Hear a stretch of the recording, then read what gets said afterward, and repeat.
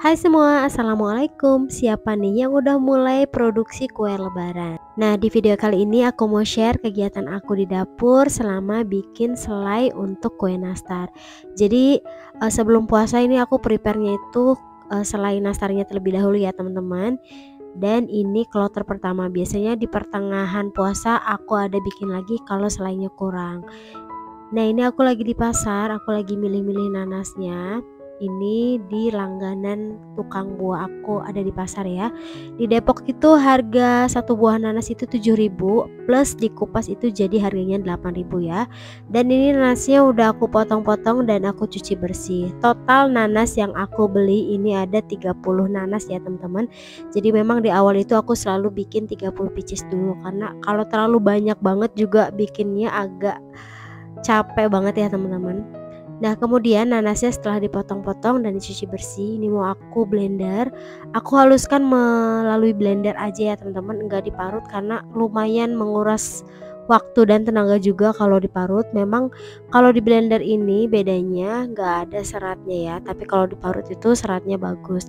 Tapi untuk rasa menurut aku sama aja ya, asalkan kita benar-benar masak nanasnya itu sesuai, jadi insya Allah rasanya itu nggak berubah. Nah, tips dari aku untuk memblender nanas, aku pakai spatula yang lentur banget, bagian pinggir-pinggirnya aku tusuk-tusuk seperti ini ya teman-teman, supaya blendernya itu nggak stuck atau gampang berjalan walaupun ada nanasnya cukup banyak. Nah, setelah nanas yang tadi pertama aku masukkan udah terhaluskan semua, terblender semua, jadi bertahap aku masukkan lagi nanas yang masih utuh sampai blendernya penuh kayak gini. Kalau sudah dirasa halus, ini langsung aku masukkan ke dalam wajan ya. Nah, jadi ini setelah ada beberapa nanas yang udah aku blender. Jadi ini aku pakai wajan besar dan wajan kecil juga karena di wajan besar itu ternyata nggak muat, jadi aku masak 2 kompor. Untuk pewanginya di sini aku menggunakan kayu manis dan cengkeh. Ini dimasak sampai kadar airnya menyusut ya teman-teman. Jadi jangan langsung dimasukkan gula. Karena kalau dimasukkan gula di awal, yakin deh selai nanasnya itu warnanya itu akan gelap sekali. Dulu waktu awal-awal bikin selai nanas karena aku awam, baru banget bikin selai nanas, gulanya itu aku masukkan di awal dan alhasil selai nanasnya itu jadi gelap banget. Nah, jadi ini masak pertama kali ini nanasnya aja dan masukkan kayu manis dan cengkehnya, dimasak sampai kadar airnya benar-benar kering ya teman-teman. Jadi nanti masukkan gula. Nah, ini aku sengaja masak di kompor bawah karena di kompor atas lumayan capek ngaduk-ngaduknya, jadi ini aku di kompor bawah aja ya teman-teman. Enak seperti ini, ngaduknya itu nggak pegel. Nah, ini cukup diaduk sesekali aja selama kita mengeringkan airnya ya, nggak usah terlalu sering diaduk, nggak apa-apa.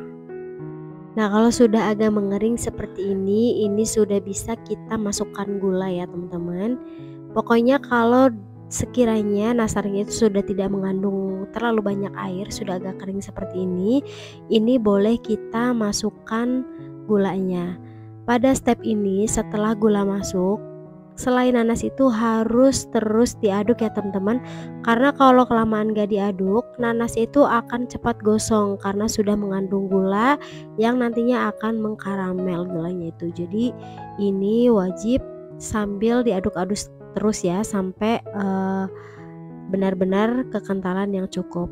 Mohon maaf banget ya teman-teman, pada saat nanasnya mateng itu videonya ternyata nggak ke-record. Jadi ini deh hasilnya setelah matang. Pastikan matangnya itu sampai benar-benar lengket di spatulanya ya teman-teman, atau di adukannya, itu tandanya selai nanasnya itu udah matang. Setelah selai nanasnya matang, ini jangan langsung dibentuk karena teksturnya itu masih lembek banget.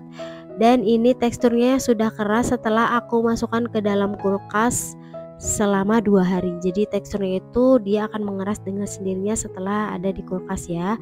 Dan ini sudah bisa dibentuk teman-teman. Jadi pada saat nanasnya baru matang, teksturnya memang masih terlalu lembek untuk digulung-gulung seperti ini ya. Setelah didiamkan di kulkas selama 2 hari dengan wadah terbuka, ini selainya sudah bisa dibentuk. Kenapa dengan wadah terbuka? Karena biar udara dingin yang di kulkas itu masuk ya teman-teman. Sebenarnya nggak apa-apa sih kalau mau ditutup juga, tapi asalkan kalau di wadah terbuka jangan dicampur dengan ayam atau daging seperti itu ya. Untuk membulat-bulatkan ini nggak aku timbang sama sekali, secukupnya aja besarnya kira-kira, atau boleh pakai sendok takar seperti ini ya.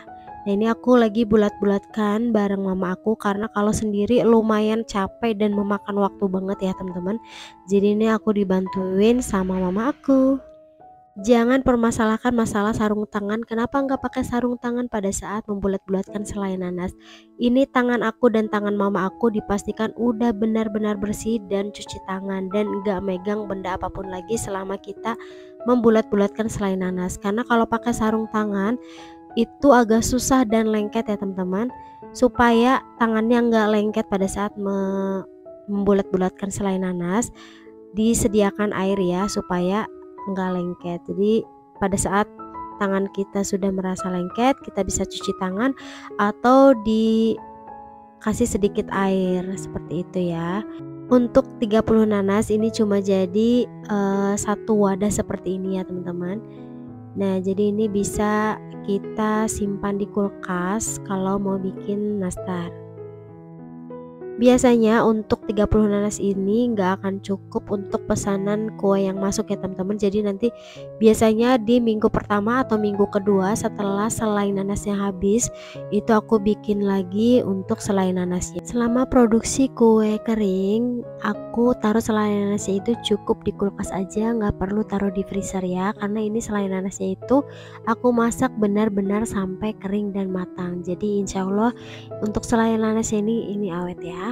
Sebenarnya ini nggak harus dibulat-bulatkan dulu ya, karena di sini aku untuk menghemat waktu pada saat mencetak nastarnya. Jadi untuk selainya aku bulat-bulatkan dulu. Nah ini dia hasilnya. Ini mau langsung aku taruh kulkas dan siap untuk digunakan.